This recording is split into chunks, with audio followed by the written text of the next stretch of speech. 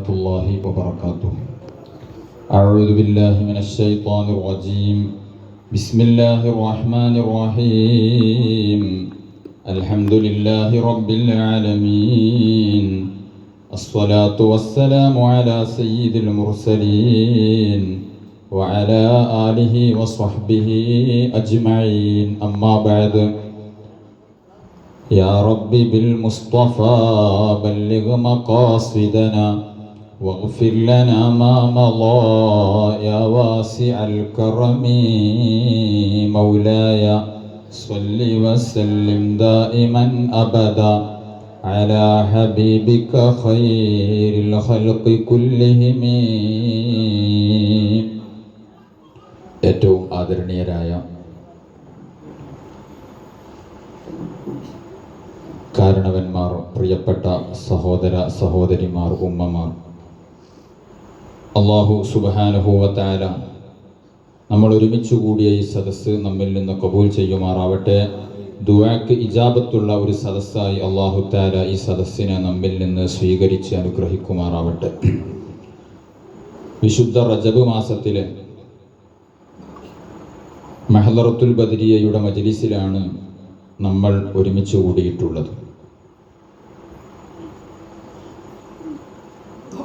ഏറെ ശ്രേഷ്ഠത നിറഞ്ഞ മാസമാണ് റജബ് എന്നുള്ളത് നമുക്കെല്ലാവർക്കും അറിയാം.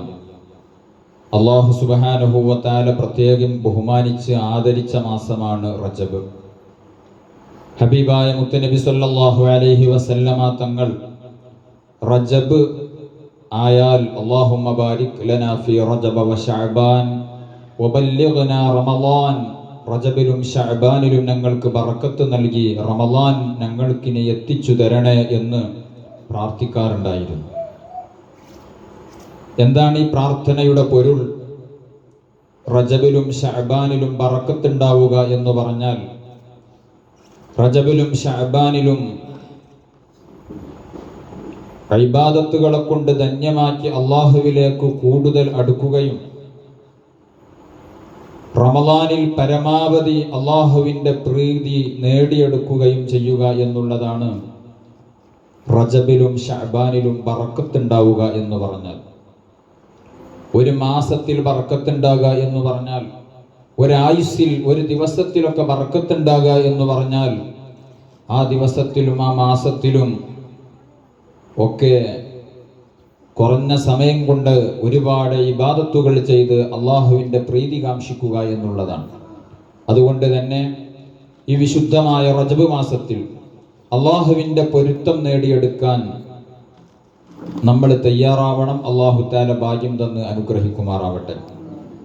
ഈ റജബ് മാസത്തിൽ നമ്മൾ ഓർക്കേണ്ട, അനുസ്മരിക്കേണ്ട ഒരുപാട് മഹത്തുക്കളുണ്ട്. അതിൽ ഒന്നാമതായി ഇമാമുന ശാഫിഈ റളിയല്ലാഹു അൻഹു നമ്മുടെ മദ്ഹബിന്റെ ഇമാമാണ്. അവിടുന്ന് വഫാത്തായ മാസം റജബ് മാസമാണ്. നമ്മളിന്ന് മഗ്രിബ് നിസ്കരിച്ചതും ജുമുഅ നിസ്കരിച്ചതും ഇതുപോലെ നമ്മൾ നോമ്പനുഷ്ഠിക്കുന്നതും തുടങ്ങിയ എല്ലാം ഇമാം ശാഫിഈ റളിയല്ലാഹു അൻഹുവിന്റെ ഉസൂല്, അടിസ്ഥാന നിയമങ്ങൾ പ്രകാരമാണ്. 54 വയസ്സാണ് ഇമാം ശാഫിഈ തങ്ങൾ ജീവിച്ചത്. ഈ 54 വയസ്സിനുള്ളിൽ ലോകത്ത് തന്നെ ഏറ്റവും വലിയ വിജ്ഞാനത്തിന്റെ വിപ്ലവം സൃഷ്ടിച്ച മഹാനാണ് ഇമാം ശാഫിഈ റളിയല്ലാഹു അൻഹു. 1200-ലധികം വർഷമായി ഇവിടുന്ന് വഫാത്തായിട്ട് ഹിജ്റ 204-ലാണ് ഇമാം ശാഫിഈ തങ്ങൾ വഫാത്തായത്. ഹബീബായ മുത്തുനബി സല്ലല്ലാഹു അലൈഹി വസല്ലമ തങ്ങൾ പറഞ്ഞു, ആലിമു ഖുറൈശിൻ യംലഉ തിബാഖൽ അർളി ഇൽമാ, ഖുറൈശികളിൽ ജനിക്കാനിരിക്കുന്ന ഒരു പണ്ഡിതൻ ഭൂലോകം മുഴുവനും വിജ്ഞാനം കൊണ്ട് നിറക്കും എന്ന് പറഞ്ഞ പണ്ഡിതൻ അത് ഇമാം ശാഫിഈ തങ്ങളാണ് എന്ന് സർവ ഇമാമീങ്ങളും പണ്ഡിതന്മാരും അത് രേഖപ്പെടുത്തിയിട്ടുണ്ട്. അത്രയും വലിയ പാണ്ഡിത്യത്തിന്റെ ഉടമയാണ്. നമുക്കെല്ലാവർക്കും കടപ്പെട്ട ഇമാമാണ് ഇമാം ശാഫിഈ. അല്ലാഹു തആല അവിടുത്തെ പൊരുത്തവും മദതും നമുക്ക് തന്ന് അനുഗ്രഹിക്കുമാറാവട്ടെ. ഷാഫിഈ ഇമാമിനെ ഓർക്കാതിരിക്കാൻ നമുക്കാവില്ല. അതുപോലെ തന്നെ നമ്മൾ ഓർക്കേണ്ടവരാണ് ഇമാം നബവി റളിയല്ലാഹു നാഫിഈ എന്ന അപരനാമത്തിൽ അറിയപ്പെടുന്ന മഹാനാണ് ഇമാം നബവി. 45 വയസ്സു മാത്രമാണ് ജീവിച്ചത്. വിജ്ഞാനത്തിൽ മുഴുകി സർവ സമയവും ഇൽമിന് വേണ്ടി ചെലവഴിച്ചു ആ ഇമാം നബവി റളിയല്ലാഹു അൻഹു കേവലം 45 വയസ്സ് ജീവിച്ചിട്ട് ലോകത്ത് തന്നെ ഏറ്റവും വലിയ ഗ്രന്ഥങ്ങൾ രചിച്ച മഹാനാണ് ഇമാം നബവി റളിയല്ലാഹു അൻഹു. ഇമാം നബവി തങ്ങളുടെ കിതാബ് ഓതാതെ ഒരു മൂല്യരും ഇന്ന് ലോകത്തിൽ ഉണ്ടാവുകയില്ല. റിയാദുസ് സ്വാലിഹീൻ അടക്കം, മിൻഹാജ് അടക്കം തുടങ്ങി എത്രയോ ഗ്രന്ഥങ്ങൾ എഴുതി. പണ്ഡിതന്മാര് പറയുന്നു, ഇമാം നബവി റളിയല്ലാഹു അൻഹു ജീവിച്ച ദിവസങ്ങളും എഴുതിയ കിതാബുകളുടെ പേജുകളും എണ്ണി നോക്കുകയാണ് എങ്കിൽ എഴുതിയ കിതാബുകളുടെ പേജാണ് ദിവസങ്ങളെക്കാൾ കൂടുതലുള്ളത്. അത്രയും സമയം ഉപയോഗപ്പെടുത്തിയ മഹാനാണ് ഇമാം നബവി റളിയല്ലാഹു അൻഹു. ഒരിക്കൽ പാതിരാത്രി ഇങ്ങനെ വിളക്ക് കത്തിച്ചുകൊണ്ട് കിതാബ് എഴുതുമ്പോ വിളക്കിലെ എണ്ണ തീർന്നു. ഇമാം നബവി തങ്ങളുടെ ലൈറ്റ് അണഞ്ഞുപോയി. ആ സമയമാണ് ഇമാം നബവി തങ്ങളുടെ കൈവിരൽ ഇങ്ങനെ പ്രകാശിക്കുന്നു. കൈവിരൽ പ്രകാശിക്കുമ്പോ ആ വെളിച്ചത്തിൽ കിതാബ് എഴുതി പൂർത്തിയാക്കുന്നു ഇമാം നബവി റളിയല്ലാഹു അൻഹു. അത്രയും വലിയ കറാമത്ത് കാണിച്ച ആളാണ്. അവിടുന്ന് കുത്തുബാൻ, ഔലിയാക്കളുടെ കൂട്ടത്തിൽ ഏറ്റവും ഉന്നത സ്ഥാനം വഹിക്കുന്നവരാണ്. പക്ഷേ ജീവിച്ചിരിക്കുന്ന കാലത്ത് ഒരു കുത്തുബായി അറിയപ്പെടുകയോ അങ്ങനെയുള്ള ഒരു ജീവിതമല്ല നയിച്ചത്. പക്ഷേ അന്ന് ജീവിച്ചിരിക്കുന്ന പല ഔലിയാക്കൾക്കും അള്ളാഹുവിന്റെ ഭാഗത്തിൽ നിന്നുള്ള ഇൽഹാമിലൂടെ, സ്വപ്നത്തിലൂടെ ഇത് കുത്തുബാണ് എന്ന് അല്ലാഹു തആല അറിയിച്ചു കൊടുത്തു. വലിയുല്ലാഹി ബിലാ നിസാൽ, ഒരാൾക്കും തർക്കമില്ലാത്ത രൂപത്തിലുള്ള വലിയാണ് ഇമാം നബവി തങ്ങൾ എന്ന് ഗ്രന്ഥങ്ങളിൽ നമുക്ക് കാണാവുന്നതാണ്. ആ നബവി ഇമാമിന്റെ ആണ്ടിന്റെ മാസമാണ് റജബ്. അല്ലാഹു തആല അവിടുത്തെ മദദ് നമുക്ക് തന്ന് അനുഗ്രഹിക്കുമാറാവട്ടെ. അതുപോലെ തന്നെ നമ്മൾ ഓർക്കേണ്ട, നമ്മൾ അനുസ്മരിക്കേണ്ട ഏറ്റവും പ്രധാനപ്പെട്ട ഒരു മഹത് വ്യക്തിത്വമാണ് ബഹുമാനപ്പെട്ട സുൽത്താനുൽ ഹിന്ദ് ഖാജ മുഈനുദ്ദീൻ ചിശ്തി അൽ അജ്മീരി ഖദ്ദസല്ലാഹു സിർറഹുൽ അസീസ്. നമ്മുടെ ഇന്ത്യ രാജ്യത്ത് അല്ലാഹുവിന്റെ നിർദ്ദേശപ്രകാരം, ഹബീബായ സ്വല്ലല്ലാഹു അലൈഹി വസല്ലം തങ്ങളുടെ നിർദ്ദേശപ്രകാരം ദീനീ വിജ്ഞാന ഇൽമിന്റെ അതുപോലെ തന്നെ ദീനിന്റെ പ്രചരണത്തിന് വേണ്ടി വന്ന മഹാനാണ് ഖാജ തങ്ങൾ ഖദ്ദസല്ലാഹു സിർറഹുൽ അസീസ്. നമ്മൾ പലരും അജ്മീറിൽ പോയവരായിരിക്കും. നമ്മളെപ്പോഴും ഓർക്കേണ്ടവരാണ്, അനുസ്മരിക്കേണ്ടവരാണ്. അവിടുത്തെ ആണ്ടിന്റെ മാസമാണ് റജബ്. നമ്മുടെ ഈ മഹ്ദറത്തുൽ ബദരിയയിൽ ഇൻഷാ അല്ലാഹ് ബഹുമാനപ്പെട്ട ഖാജ തങ്ങളുടെ പേരിലുള്ള ഒരു ഹദീസ് മൗലിദ് നമുക്ക് ഓതണം. ലോകം കണ്ട അത്യുന്നതനായ വലിയ മഹാനാണ്. ഇറാനിലാണ് ഖാജ തങ്ങൾ ജനിച്ചിട്ടുള്ളത്. മുഈനുദ്ദീൻ എന്നുള്ളതാണ് ഖാജ തങ്ങളുടെ പേര്. ഇറാനിലെ സഞ്ചർ എന്ന് പറയുന്ന പ്രദേശത്താ ജനിച്ചത്. ജനിച്ച് 15 വയസ്സായപ്പോൾ തന്റെ പിതാവിനോട് കൂടെ ഇറാഖിലേക്ക് പുറപ്പെട്ടു. ഇറാഖിലെത്തി കുറച്ചു കാലം കഴിഞ്ഞതിന് ശേഷം പിതാവ് ഈ ലോകത്തോട് വിട പറഞ്ഞു. പിതാവിൽ നിന്ന് അനന്തരമായി ഒരു തോട്ടം കിട്ടി. ആ തോട്ടം ഇങ്ങനെ പരിചരിച്ച് ജീവിക്കുകയാണ് ഖാജ തങ്ങൾ. മുന്തിരിയും മറ്റു വല്ല ഫ്രൂട്ട്സുകളും ഒക്കെയുള്ള തോട്ടമാണ്. ഒരു ദിവസം ആ തോട്ടത്തിൽ ഇങ്ങനെ ഇരിക്കുമ്പോ തോട്ടത്തിലേക്ക് കടന്നു വരുന്നു അക്കാലഘട്ടത്തിൽ ജീവിച്ചിരിക്കുന്ന മജ്ദൂബായി അറിയപ്പെടുന്ന ബഹുമാനപ്പെട്ട അൽ മജ്ദൂബ് ഇബ്രാഹിമുൽ ഖസ്വീനി റളിയല്ലാഹു അൻഹു ആ തോട്ടത്തിലേക്ക് കയറി വരികയാണ്. ബഹുമാനപ്പെട്ട ഖാജ തങ്ങൾ സൽക്കരിച്ചു, സ്വീകരിച്ചു. തന്റെ പിതാവിൽ നിന്ന് പഠിച്ചെടുത്തതാണ് മഹാന്മാരെ സ്വീകരിക്കണം, മഹാന്മാരെ ബഹുമാനിക്കണം, മഹാന്മാരെ ആദരിക്കണം എന്നുള്ളതൊക്കെ പിതാവിൽ നിന്ന് പഠിച്ചിട്ടുണ്ട്. അതുകൊണ്ട് തന്നെ ബഹുമാനപ്പെട്ട ഖാജ തങ്ങളുടെ ഹളറത്തിലേക്ക് ആ മഹാമനീഷി കടന്നു വന്നപ്പോ ബഹുമാനപ്പെട്ട ഖാജ തങ്ങൾ സ്വീകരിച്ചു. നല്ല പഴുത്ത് പാകമായ പഴങ്ങളെല്ലാം കൊടുത്തു. ബഹുമാനപ്പെട്ടവർ അത് ഭക്ഷിച്ചു. ഭക്ഷിച്ചതിന് ശേഷം ഇബ്രാഹിമുൽ ഖന്ദൂസി റളിയല്ലാഹു അൻഹു എന്നാണ് പേര്. അദ്ദേഹം തന്റെ സഞ്ചിയിൽ ഉണ്ടായിരുന്ന ഒരു റൊട്ടി സ്വന്തം വായയിലിട്ട് ചവച്ചുകൊണ്ട് ഖാജ തങ്ങൾക്ക് കൊടുക്കുകയാണ്. ഖാജ തങ്ങൾ അത് കഴിച്ചു. അത് കഴിക്കേണ്ട താമസം ബഹുമാനപ്പെട്ട ഖാജ തങ്ങളിൽ ചില പരിവർത്തനങ്ങൾ ഉണ്ടായി. മനസ്സു മാറിപ്പോയി. പൂർണ്ണമായും അല്ലാഹുവിൽ ലയിക്കണമെന്നുള്ള ചിന്ത വന്നുപോയി. അതുകൊണ്ട് തന്നെ ബഹുമാനപ്പെട്ട ഖാജ തങ്ങള് അപ്പോൾ തന്നെ ആ തോട്ടം മിസ്കീന്മാരുടെ മേൽ ഫഖീറുമാരുടെ മേൽ വഖഫ് ചെയ്യുകയാണ്. എന്നിട്ട് ഇൽമു പഠിക്കാൻ വേണ്ടി പോവുകയാണ്. സമർക്കന്ദിൽ പോയി, ബുഖാറയിൽ പോയി, ബഗ്ദാദിൽ പോയി. അന്ന് ലോകത്തിന്റെ വിവിധ ഭാഗങ്ങളിൽ വിജ്ഞാനത്തിന്റെ വിപ്ലവം മഹത്തുക്കൾ എവിടെയുണ്ടോ അവിടെയെല്ലാം പോയി പഠിച്ചു. അവസാനം ശൈഖ് ഉസ്മാനുൽ ഹാറൂനി റളിയല്ലാഹു അൻഹു വിലായത്തിന്റെ മർത്തബയുള്ള മഹാനാണ്. അവരുടെ അരികിലെത്തി. അവരുടെ പക്കൽ 20 കൊല്ലം പഠിച്ചുപോയി. കേവലം കിതാബോധി പഠിക്കുകയല്ല. 800 വർഷങ്ങൾക്ക് മുമ്പ്, 900 വർഷങ്ങൾക്ക് മുമ്പുള്ള സംഭവമാണ്. ബഹുമാനപ്പെട്ട ഹാജാത്തങ്ങൾ പഠിക്കുന്നത് എങ്ങനെയാണ്? പ്രാക്ടിക്കലായിട്ടാ പഠിക്കുന്നത്. ബഹുമാനപ്പെട്ട ശൈഖ് ഉസ്മാനുൽ ഹാറൂനി ആരാണ്? അക്കാലഘട്ടത്തിലെ ത്വരീഖത്തിന്റെ ശൈഖാണ്. വലിയ കറാമത്തിന്റെ ഉടമയാണ്. എല്ലാ അർത്ഥത്തിലും ഹാജാത്തങ്ങളെ പര്യാപ്തമാക്കുന്നു. ഒരു ദിവസം 2 പ്രാവശ്യം വിശുദ്ധ ഖുർആൻ ഖത്മ് തീർക്കുന്നു. ഇശാഇനടുത്ത വുളൂ കൊണ്ട് സുബ്ഹ് നിസ്കരിക്കുന്നു. ആ രൂപത്തിലുള്ള പഠനമാണ്. പഠനമൊക്കെ പൂർത്തിയായി കഴിഞ്ഞതിന് ശേഷം ബഹുമാനപ്പെട്ട ഉസ്മാനുൽ ഹാറൂനി തങ്ങൾ പറഞ്ഞു, ഇന്ന് രാത്രി ഒരു നിസ്കാരം നിസ്കരിക്കണം. ആ നിസ്കാരത്തിന്റെ റക്അത്തിൽ 1000 പ്രാവശ്യം സൂറത്തുൽ ഇഖ്ലാസ് ഓതണം. അങ്ങനെ നിസ്കരിച്ചു 2 റക്അത്ത്. സുബ്ഹാനല്ലാഹ്. നിസ്കാരം കഴിഞ്ഞിട്ട് ആകാശത്തിലേക്ക് നോക്കുമ്പോ ബഹുമാനപ്പെട്ട ഹാജാത്തങ്ങൾ കാണുന്നത് എന്താണെന്നല്ലേ? അർശ് കാണുന്നു, കുർസി കാണുന്നു, ലൗഹ് കാണുന്നു. സുബ്ഹാനല്ലാഹ്. ഹാജാത്തങ്ങൾക്ക് വിലായത്തിന്റെ പട്ടം കിട്ടിപ്പോയി. ഉസ്മാനുൽ തങ്ങള് എല്ലാവിധ ഇജാസത്തും പൊരുത്തവും കൊടുത്തിട്ട് പറഞ്ഞു, ഇനി നീ പ്രബോധനത്തിന് വേണ്ടി ഇറങ്ങിക്കോ. ബഹുമാനപ്പെട്ട ഹാജാത്തങ്ങൾ അവസാനിപ്പിച്ചില്ല. അവിടുന്ന് ശൈഖ് ജീലാനി തങ്ങളുടെ സമീപിച്ചു. 5-6 മാസം ജീലാനി തങ്ങളോട് കൂടെ കൂടി. അതുപോലെ തന്നെ അന്ന് ജീവിച്ചിരിക്കുന്ന സർവ്വ മഹത്തുക്കളെയും സന്ദർശിച്ചു പൊരുത്തം നേടി. ഇജാസത്തും ത്വരീഖത്തും സ്വീകരിച്ചു. ഇനി ഹാജ റളിയല്ലാഹു അൻഹു ഹജ്ജ് ചെയ്യണമെന്ന ചിന്തയിൽ മക്കയിലെത്തി. പിന്നെ മദീനയിലെത്തി. ഹബീബായ മുത്തുനബി സല്ലല്ലാഹു അലൈഹി വസല്ലമ തങ്ങളെ സിയാറത്ത് ചെയ്യാണ്.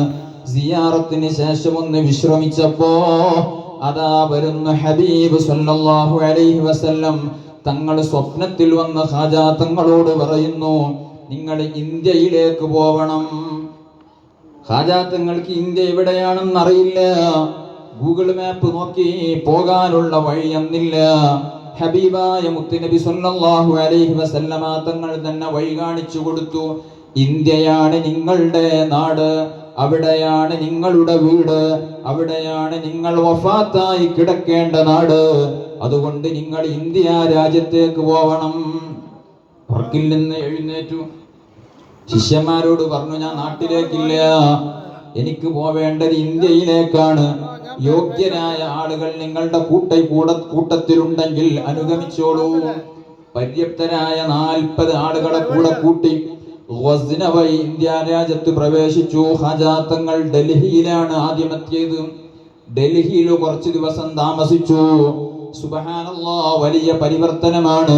ഹാജാത്തങ്ങളുടെയും 40 മുരീദുമാരുടെയും ആ ജീവിതം കണ്ടപ്പോ പലരും വിശുദ്ധ ഇസ്ലാമിലേക്ക് കടന്നു വരുന്നു. അന്ന് ഡൽഹി ഭരിച്ചിരുന്നത് രജപുത്ര രാജാക്കന്മാരാണ്. ഹാജാത്തങ്ങളുടെ ഈ വരവും അവരുടെ സ്വഭാവവും പെരുമാറ്റവും ഒക്കെ കണ്ടപ്പോ പലരും ഇസ്ലാമിലേക്ക് കടന്നു വരികയാണ്. ചരിത്രം പറയുന്നു, രജപുത്ര രാജാവിന്റെ കൊട്ടാരത്തിലെ പട്ടാളക്കാരിൽ നിന്ന് 70 ആളുകൾ ഒരൊറ്റ ദിവസം ഇസ്ലാമിലേക്ക് കടന്നു വന്നു.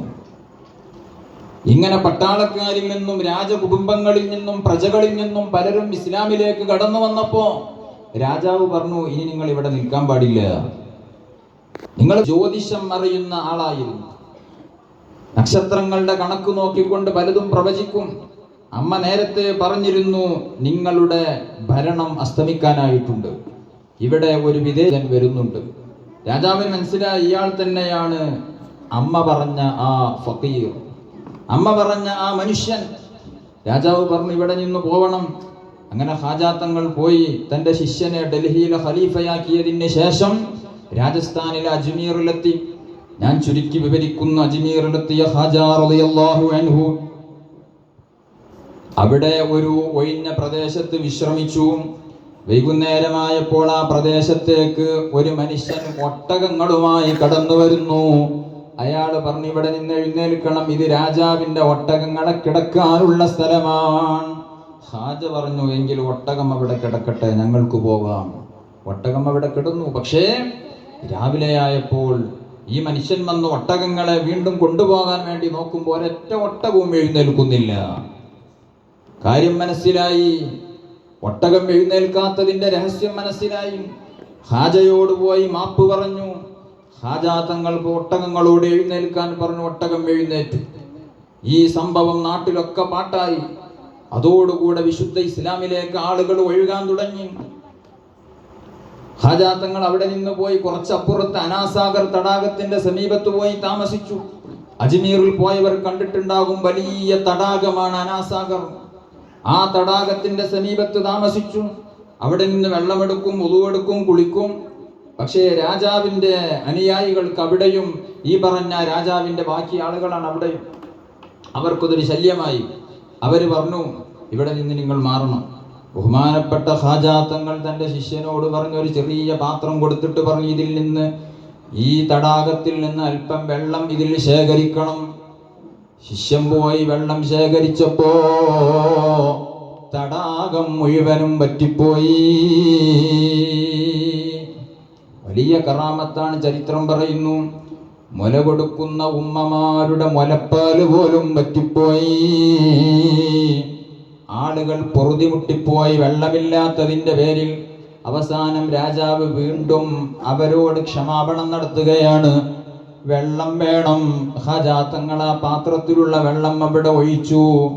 അതാ വെള്ളം വീണ്ടും തടാകം നിറയുന്നു. സുബ്ഹാനല്ലാഹ്, എത്ര വലിയ കറാമത്താണ്. ഇങ്ങനെ നീണ്ട സംഭവങ്ങൾ ഖാജാ തങ്ങളുടെ ജീവിതത്തെ കുറിച്ച് പറയാനുണ്ട്. ഞാൻ അവസാനിപ്പിക്കുന്നു. ചരിത്രം പറയുന്നു, 92 ലക്ഷം ആളുകൾ ഖാജാ തങ്ങളെ കൈക്ക് ഇസ്ലാം സ്വീകരിച്ചു പോയി. 92 ലക്ഷം ആളുകൾ ഖാജാ തങ്ങളുടെ പെരുമാറ്റം കണ്ടിട്ട്, അവിടുത്തെ ഒരു നോട്ടം കിട്ടിയതിന്റെ പേരിൽ ഇസ്ലാമിലേക്ക് കടന്നു വന്നു. അതുകൊണ്ടാണ് സുൽത്താനുൽ ഹിന്ദായി മാറിയത്. ഏത് രാജാവ്, പ്രധാനമന്ത്രിമാർ ഇന്ത്യയിൽ അധികാരമേറ്റാലും അജ്മീറിൽ നിന്ന് പോകും. അത് അന്നു മുതലുള്ള ശൈലിയാണ്. കാരണം ഹബീബായ മുത്തുനബി സല്ലല്ലാഹു അലൈഹി വസല്ലമ തങ്ങൾ പറഞ്ഞതാണ്, അന്ത സുൽത്താനുൽ ഹിന്ദ്, നിങ്ങൾ ഇന്ത്യയിലെ സുൽത്താനാണ് എന്ന് മുത്തുനബി പഠിപ്പിച്ചതാണ്. മുത്തുനബി ഖാജയോട് സ്വപ്നത്തിലൂടെ പറഞ്ഞു കൊടുത്തതാണ്. അതടിസ്ഥാനത്തിലാണ് ഇറാനുകാരനായ ഖാജ അജ്മീറിലെത്തുന്നത്. ഒരുപാട് സംഭവങ്ങൾ ഖാജാ തങ്ങളെ കുറിച്ച് പറയാനുണ്ട്. ഞാൻ അവസാനിപ്പിക്കുകയാണ്. അല്ലാഹു തആല അവിടുത്തെ മദദ്, പൊരുത്തം നമുക്ക് തന്ന് അനുഗ്രഹിക്കുമാറാവട്ടെ. അതുപോലെ നമ്മൾ ഓർക്കേണ്ട ഒരു മഹാവ്യക്തിത്വമാണ് കോഴിക്കോട് ഇടിയങ്ങര പള്ളിയിൽ അന്ത്യവിശ്രമം കൊള്ളുന്ന ശൈഖ് ശംസുദ്ദീൻ അലാഉദ്ദീൻ ഹിംസി റളിയല്ലാഹു അൻഹു. അവിടുത്തെ ആണ്ടിന്റെ മാസമാണ്. അല്ലാഹു തആല ദറജ ഉയർത്തി കൊടുക്കുമാറാവട്ടെ. അപ്പവാണിബ നേർച്ച എന്ന പേരിൽ ഒരു നേർച്ച ഇപ്പോൾ കഴിഞ്ഞു. ബഹുമാനപ്പെട്ട ശൈഖ് ശംസുദ്ദീൻ അലാഉദ്ദീൻ ഹിംസി തങ്ങൾ ആരാണ്? ഖുതുബുസ്സമാൻ മമ്പുറന്തങ്ങൾ ഉപ്പാപ്പ സിയാറത്ത് ചെയ്യാറുണ്ടായിരുന്ന മഹാത്മാവാണ്. മമ്പുറന്തങ്ങള് ശൈഖ് ഹിംസി തങ്ങളെ സിയാറത്ത് ചെയ്യാൻ വേണ്ടി മമ്പുറത്ത് നിന്ന് പുറപ്പെട്ടാൽ കല്ലായിപ്പാലത്തിന്റെ അവിടെ എത്തിയാൽ അന്ന് ഉള്ള കുതിരവണ്ടി, അതിൽ നിന്ന് ഇറങ്ങി ചെരിപ്പൂരി നടന്നുകൊണ്ടാണ് ഈ മഹാനുഭാവനെ സിയാറത്ത് ചെയ്തിരുന്നത്. വലിയ മഹാനാണ്. അവിടുന്ന് മരണപ്പെട്ട് 100 വർഷം കഴിഞ്ഞതിന് ശേഷം അന്നത്തെ പണ്ഡിതന്മാരും നാട്ടിലെ പ്രധാനികളും, സാമൂതിരി രാജാവൊക്കെ ഭരിക്കുന്ന കാലമാണ്, 400 ചില്ലാനം വർഷമായി, 460 ചില്ലാനം വർഷമായി ശൈഖ് ശംസുദ്ദീൻ അലാഉദ്ദീൻ ഹിംസി തങ്ങൾ വഫാത്തായി പോയിട്ട്. അന്ന് സ്വപ്നം കാണുകയാണ്. ബഹുമാനപ്പെട്ട ശൈഖ് ശംസുദ്ദീൻ അലാഉദ്ദീൻ ഹിംസി തങ്ങളാണ് സ്വപ്നത്തിൽ വരുന്നത്. എൻ്റെ ശരീരം നിങ്ങൾ ഇവിടെ നിന്ന് മാറ്റിയേക്കണം, ഇതാണ് സ്വപ്നം. സ്വപ്നം കണ്ട ഒരു പണ്ഡിതൻ മറ്റൊരു പണ്ഡിതനോട് പറഞ്ഞു. അവർ പറഞ്ഞു, ഞാനും ഇതുപോലെ കണ്ടു. അന്നത്തെ ഖാദി ഈ സ്വപ്നം കണ്ടു. അങ്ങനെ പലരും കണ്ടു. എല്ലാവരും കൂടെ അന്ന് ബഹുമാനപ്പെട്ടവരുടെ ജനാസ കിടക്കുന്ന സ്ഥലം 100 വർഷമായി വഫാത്തായി പോയിട്ട് ഏകദേശം കടൽ തീരത്തിന്റെ ഭാഗത്തായിരുന്നു. എന്താണ് ഈ സ്വപ്നത്തിന്റെ പൊരുളെന്നറിയാൻ വേണ്ടി അങ്ങോട്ട് പോയി നോക്കുമ്പോ നല്ല മഴക്കാലമാണ്. വെള്ളം കയറി ഈ മഹാനുഭാവന്റെ ഖബറിന്റെ സമീപത്തെത്താറായിട്ടുണ്ട്. ഇതുതന്നെയായിരിക്കും രഹസ്യമെന്ന് മനസ്സിലാക്കി ആ ഖബർ തുറന്നു നോക്കുമ്പോ ചരിത്രം പറയുന്നു, ഇന്ന് ഒരു മയ്യത്ത് ഖബറിൽ എങ്ങനെയാണോ വെച്ചത് അതുപോലെ കിടക്കുന്നു ബഹുമാനപ്പെട്ട മാമുക്കോയ ശൈഖ് തങ്ങളുടെ ജനാസ. ഇത് കേവലം ചരിത്ര പുസ്തകങ്ങളിൽ മാത്രമല്ല, അന്ന് ബ്രിട്ടീഷ് ഭരണമാണ്, അല്ലെങ്കിൽ പോർച്ചുഗീസ് ഭരണമാണ്. അന്നത്തെ ഇന്ത്യ കോഴിക്കോട്ടെ കലക്ടർ വരെ ഈ സംഭവം തൻ്റെ ഇംഗ്ലീഷ് ചരിത്ര പുസ്തകത്തിൽ രേഖപ്പെടുത്തിയിട്ടുണ്ട്. പല പുസ്തകങ്ങളിലും ഈ ചരിത്രം രേഖപ്പെടുത്തിയിട്ടുണ്ട്. മുസ്ലിമീങ്ങളും ഹൈന്ദവരും തുടങ്ങി എല്ലാവരും ഈ അത്ഭുതം നേരിട്ട് കണ്ടിട്ടുണ്ട്. ഇന്നും ചരിത്രത്താളുകളിൽ അത് രേഖപ്പെട്ട് കിടക്കുകയാണ്. ഇത്രയും വലിയ മഹാത്മാവായിരുന്നു ഷെയ്ഖ് ശംസുദ്ദീൻ അലാഉദ്ദീനുൽ ഹിംസി ഖദ്ദസല്ലാഹു സിർറഹുൽ അസീസ്. അല്ലാഹു തആല ദർജ ഉയർത്തി കൊടുക്കുമാറാവട്ടെ. അല്ലാഹു അവരുടെ മദദ് ഞങ്ങൾക്ക് തന്ന് അനുഗ്രഹിക്കണം റഹ്മാനെ.